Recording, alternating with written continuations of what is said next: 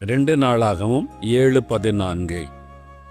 என் நாமம் தரிக்கப்பட்ட என் ஜனங்கள் தங்களை தாழ்த்தி ஜெபம் பண்ணி என் முகத்தை தேடி தங்கள் பொல்லாத வழிகளை விட்டு திரும்பினால், அப்பொழுது பரலோகத்தில் இருக்கிற நான் அதை கேட்டு அவர்கள் பாவத்தை மன்னித்து அவர்கள் தேசத்திற்கு க்ஷேமத்தை கொடுப்பேன்.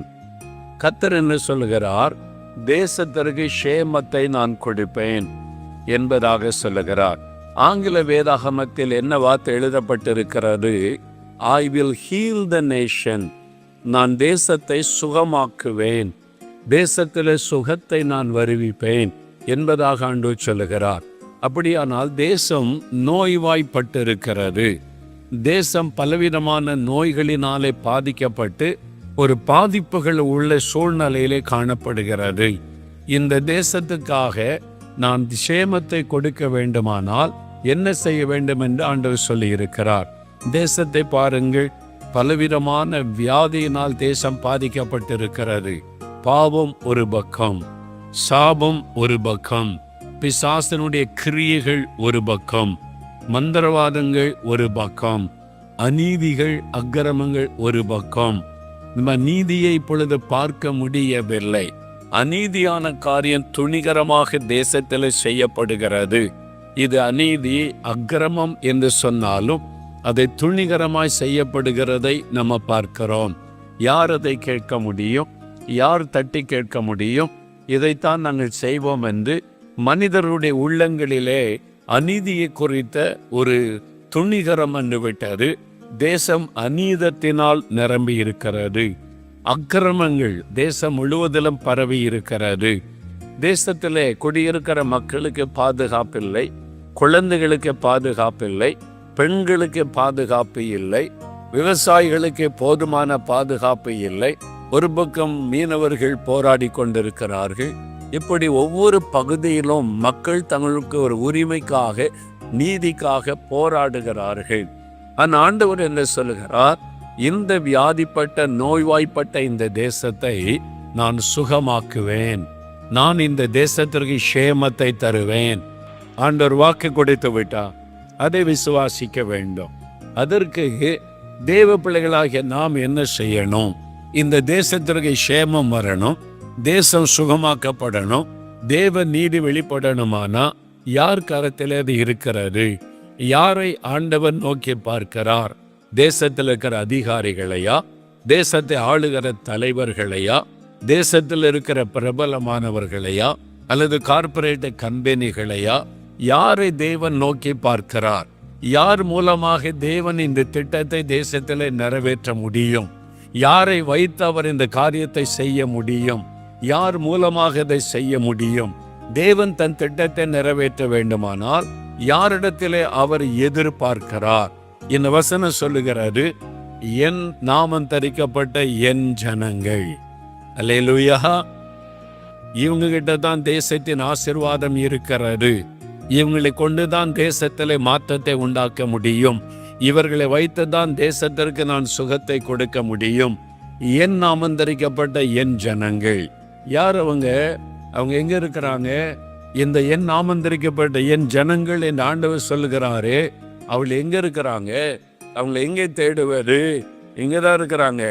எங்கதான் இருக்கிறாங்க? இங்கதான் இருக்கிறோம். நம்மை வைத்து தான் ஆண்டவர் செய்ய போகிறார். நம்மை தான் அவர் எதிர்பார்த்து கொண்டிருக்கிறார்.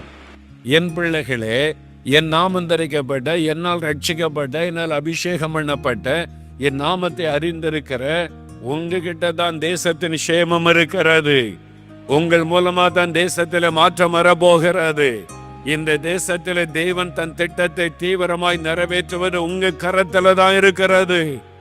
என் நாமம் தரிக்கப்பட்ட என் ஜனங்கள், அவங்கள வச்சுதான் நான் தேசத்தை சுகமாக்க முடியும், தேசத்திற்கு க்ஷேமத்தை கொடுக்க முடியும், தேசத்தில் என் திட்டங்களை நிறைவேற்றி முடிக்க முடியும் என்று ஆண்டவர் சொல்லுகிறார்.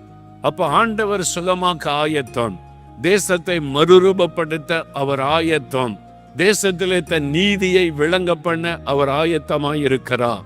தன் திட்டத்தை, தன்னுடைய காரியங்களை சீக்கிரமாய் நிறைவேற்றி முடிக்க அவர் ஆயத்தமாய் இருக்கிறார். ஆனால் அவர் எதிர்பார்த்து நிற்பது உங்களிடத்திலும் என்னிடத்திலும் என் நாமம் தரிக்கப்பட்ட என் பிள்ளைகள், என்னை அறிந்திருக்கிற என் ஜனம், அவங்கள வச்சுதான் நான் செய்ய முடியும். அப்போ என் தேசத்தில் இப்படிலாம் நடக்குதுன்னா நீங்களும் நானும் தான். நம்ம சரியா ஆண்டவர் எதிர்பார்க்கறத செஞ்சிட்டா அவர் முழுமையா தன்னுடைய கண்ட்ரோலுக்குள்ள முழு தேசத்தையும் வைத்து அவருடைய திட்டத்தை நிறைவேற்றி விடுவார். அல்லேலூயா. அப்ப ஆண்டவர் நம்மிடத்துல என்ன எதிர்பார்க்கிறார்?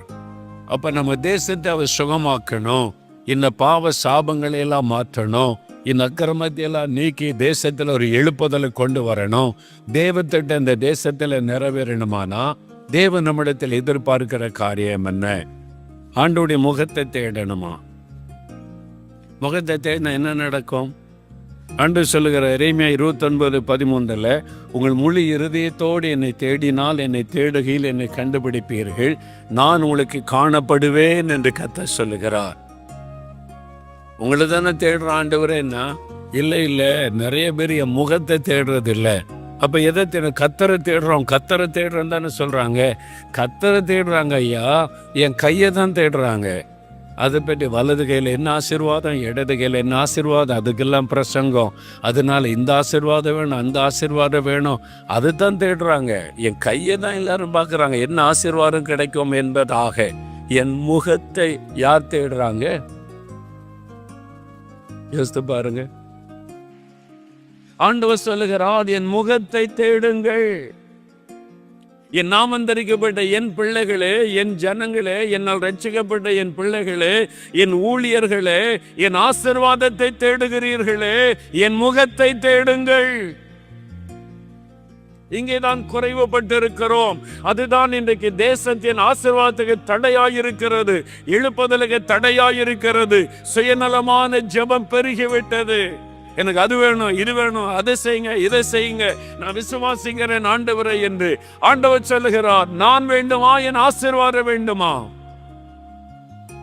நீ என்னை தேடினால் உனக்கு நான் காணப்படுவேன். I will reveal myself to you. என்னை உனக்கு வெளிப்படுத்துவேன்.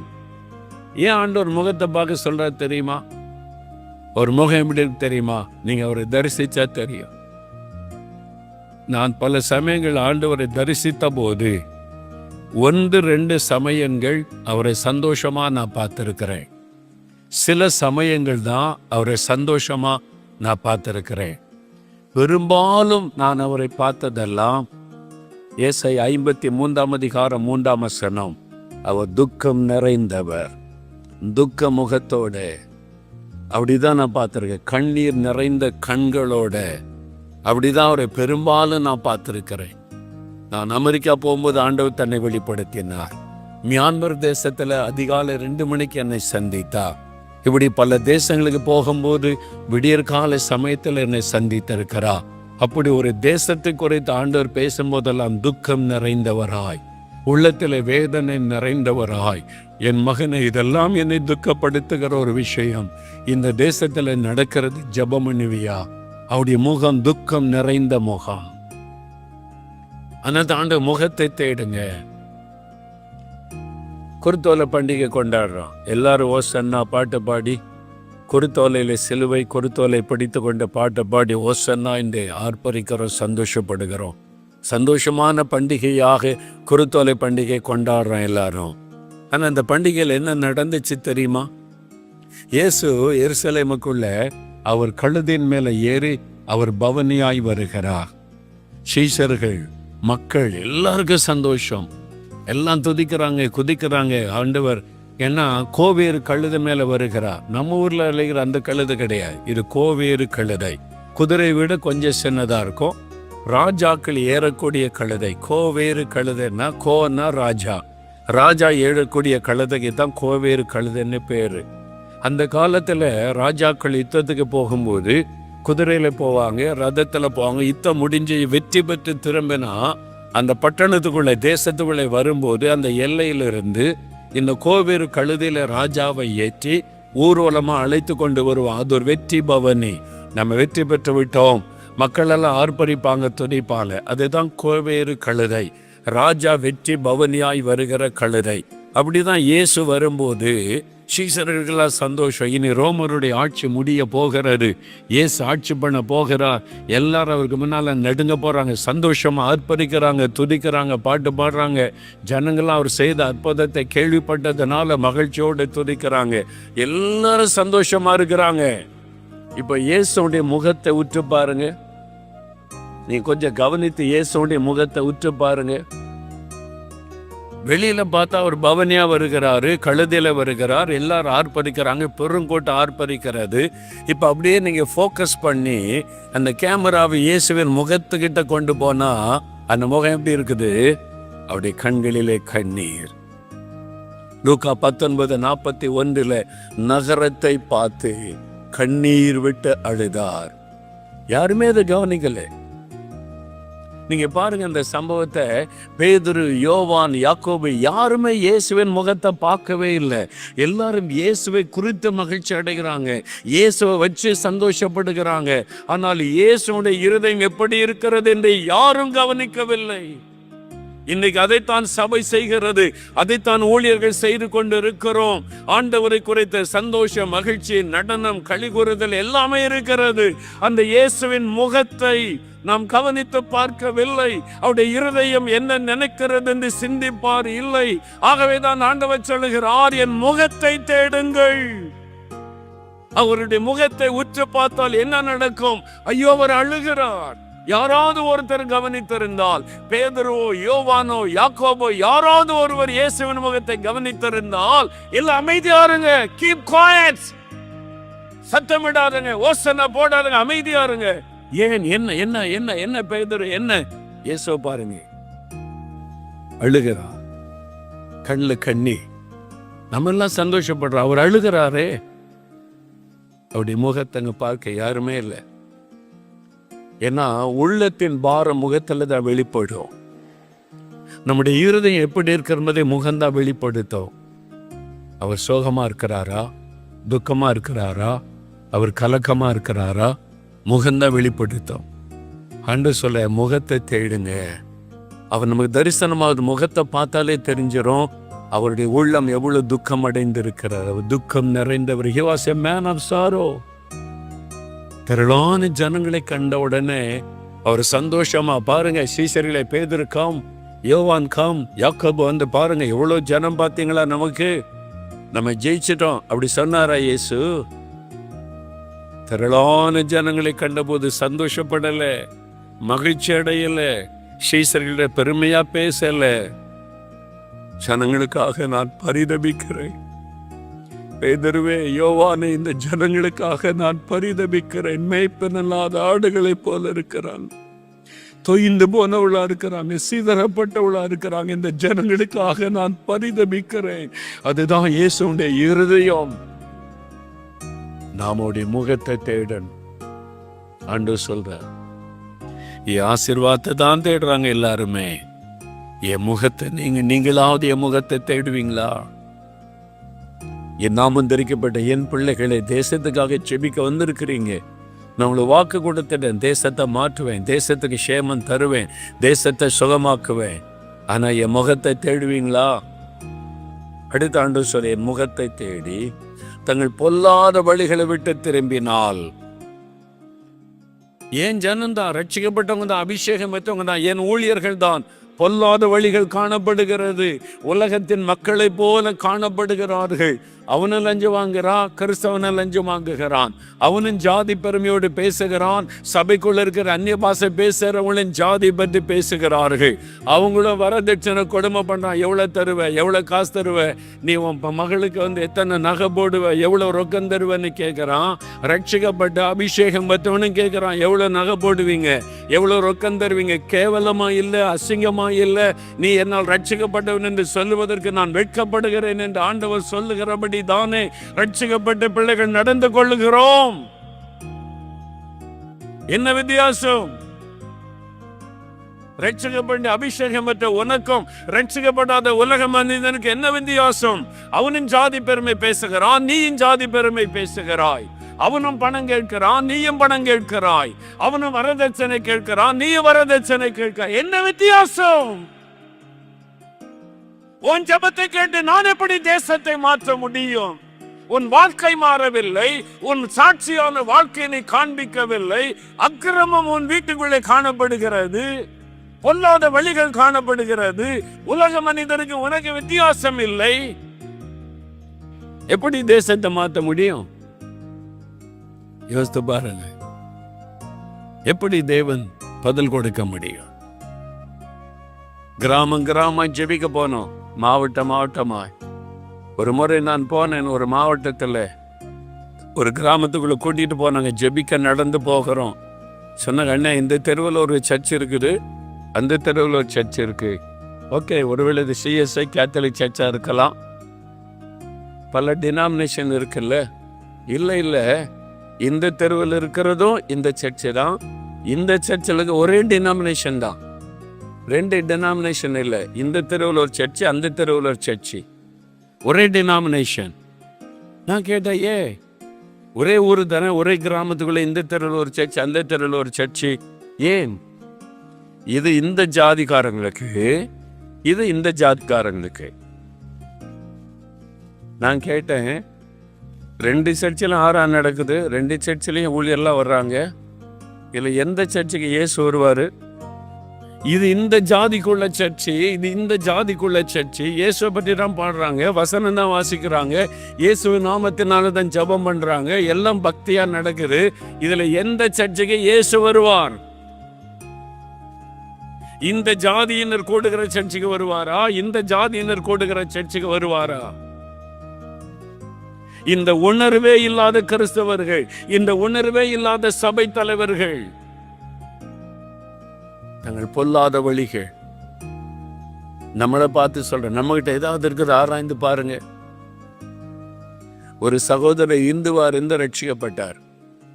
அவர் இந்துவா இருக்கும் போது கல்யாணம் ஆகி குழந்தைலாம் பிறந்துட்டு, இப்ப ரட்சிக்கப்பட்டு வந்த உடனே ஒரு நாள் ஆண்டவருடைய வார்த்தையை கேட்டார். வரதட்சணை பாவம், வரதட்சணை வாங்குறது பாவம், அதை உணர்த்தினார். அது பண ஆசை, இன்னொருவர்களை துக்கப்படுத்துறது, வேதனைப்படுத்துவது, ஒரு குடும்பத்தை கடன்காரன் ஆக்குவது. இவர் உணர்த்தப்பட்ட உடனே அவர் பாருங்க, அந்த 15 வருஷத்துக்கு முன்னால கல்யாணம், அவர் இந்துவா இருக்கும் போது இப்பதான் ரட்சிக்கப்பட்டு வந்தார். அப்போ எவ்வளவு வரதட்சணை வாங்கினாரோ அந்த வரதட்சணை பணம், இந்த 15 வருஷத்துக்கு எவ்வளவு பேங்க் வட்டி, அந்த வட்டியை போட்டு அவ்வளோ பணத்தை ஒன்னா சேர்த்து மாமனார் வீட்டுக்கு போய், நீங்க கொடுத்த வரதட்சணை நான் திருப்பி கொடுக்கிறேன். இதான் உண்மையான மனம் திரும்புதல். கை தட்ட மாட்டோமே, ஏன்னா நம்ம வரதட்சணை வாங்கி வச்சிருக்கோம்ல. இதான் உண்மையான மனம் திரும்புதல். தன் அக்கிரமத்தை விட்ட மனம் திரும்புங்கள். ஆண்டவர் சொல்றார், என் நாமம் தரிக்கப்பட்ட என் பிள்ளைங்க தான், அவங்களுக்குள்ள இருக்கிற அக்கிரமம். இயேசுடைய உள்ளத்தை துக்கப்படுத்தி கொண்டு இருக்கிறோம். ரட்சிக்கப்பட்டவங்க, அந்நிய பாஷை பேசுறவங்க, ஆண்டவர் சொல்றாரு, ஏன் ஜனம் மனம் திரும்பிட்டா தேசத்துக்கு சேமம் வந்து விடும். அல்லேலூயா. அப்போ ஆண்டவர் சொல்றார், முதல்ல தாழ்த்தணும், கர்த்தர் சொன்ன காரியத்துக்கு ஜெபிக்கணும், அவருடைய முகத்தை தேடணும், அவருடைய பாரத்தை விளங்கி கொள்ளணும், பொல்லாத வழிகளை விட்டு மனம் திரும்பணும். அப்பொழுது ஆண்டவர் சொல்றாரு, அவர்கள் பாவத்தை நான் மன்னித்து தேசத்திற்கு, இந்தியா தேசத்திற்கு சேமத்தை கொடுப்பேன். இந்தியா தேசத்தில் என் காரியத்தை தீவிரமாய் நிறைவேற்றுவேன். ஆண்டவர் சொல்லுகிறார்.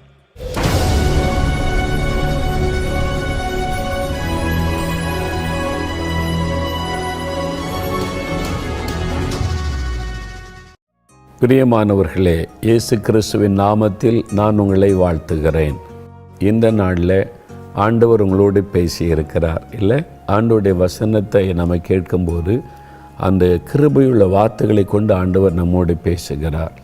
அந்த வார்த்தைக்கு செவி கொடுக்கும்போது அந்த வார்த்தையின் ஆசீர்வாதம் நமக்கு உண்டாகிறது. அதுக்கு தான் நம்ம ஜெபிக்க போகிறோம். இன்றைக்கு ஒரு விடுதலை, நம்ம விடுதலையாக இருக்கணும், ஒரு அடிமைத்தனத்தில் சிக்கி கொள்ளக்கூடாது என்பதுதான் ஆண்டவருடைய விருப்பம். பிசாசு பாருங்க, அடிமைப்படுத்துகிறவன். யோவான் 10:10 இந்த பிசாசாகிய சாத்தான் என்ன செய்கிறான் என்று இயேசு சொன்னார். அவன் திருடன், கொல்லுகிறவன், அழிக்கிறவன், நம்முடைய சமாதானத்தை திருட நம்முடைய வாழ்க்கையிலே பாவத்தை, பாவ பழக்கத்தை, பாவ சுபாவத்தை உண்டாக்கி விடுகிறான். அதனால் நம்முடைய சமாதானமே பாதிக்கப்படுது, அடிமையாக்கி விடுகிறான். பாவம் செய்கிறவனவனும் பிசாசின் அடிமைத்தனத்தில் இருக்கிறான் என்று வேதம் சொல்லுகிறது. சாத்த அடிமையாக்கிறான். பாவத்தை விட முடியல. குடிப்பழக்கம், மதுபானம், போதை வஸ்துகள், கோபம், எரிச்சல் இதெல்லாம் விட முடியலையே. அதுக்கு பின்னால் ஒரு பொல்லாத ஆவி இருக்கிறாரு. அதில் விடுதலை கொடுக்கத்தான் இயேசு சிலுவையிலே மரித்து உயிர்த்தெழுந்தார். யோவான் 8:36 இயேசு கிறிஸ்து விடுதலையாக்கினால் மெய்யாகவே விடுதலை ஆவீர்கள். எப்படி பெற்றுக்கொள்வது? பிரார்த்தனை பண்ணும்போது, செபிக்கும்போது. இப்போ எனக்கு விடுதலை வேணும். எதில் விடுதலை வேணும்? நீங்கள் அதை சொல்லணும். என் வாழ்க்கையில் இந்த பாவம் இருக்குது, இந்த பாவ சுபாவம் எனக்குள்ளே இருக்குது, இந்த ரகசிய பாவம் இருக்குது, என்னால் இந்த பாவத்தை விட முடியல, அதில் எனக்கு விடுதலை வேணும். குறிப்பாக ஆண்டவரிடத்தில் சொல்லுங்கள், மனுஷரிடத்தில் சொல்ல தேவையில்லை. இப்போ கண்களை மூடி இயேசுவை நோக்கி, அவர் உங்களுக்காக சிலுவையில் ரத்தம் சிந்தி விடுதலையை சம்பாதித்தார். அதை நினைத்து விசுவாசித்து ஜெபிக்கணும். ஒரு அற்புதம் உங்களுக்கு நடக்கும். ஜெபிக்கலாமா? தகப்பனே, யார் யார் விடுதலை வேண்டுமென்று சொல்லி என் கூட இணைந்து ஜெபிக்கிறாங்களோ, இந்த சகோதரனுக்காக, சகோதரிக்காக நான் ஜெபிக்கிறப்பா.